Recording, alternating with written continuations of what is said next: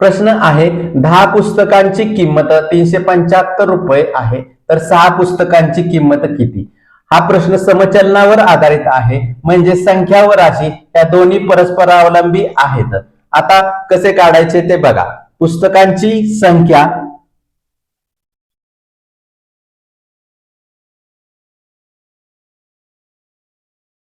आणि पुस्तकांची किंमत.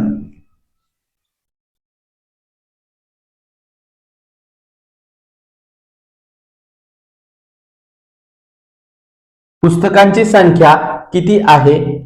10 आहे आणि त्याची किंमत किती आहे? 375 आहे.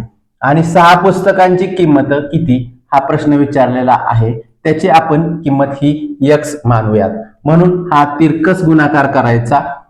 x बरोबर 6 गुणिले 375 भागिले 10. याला भाग घालवायचा. 10 एक्के 10, याचं किती आलं? 37.5 आलं. आणि 37.5 गुणिले 6 बरोबर किती आलं?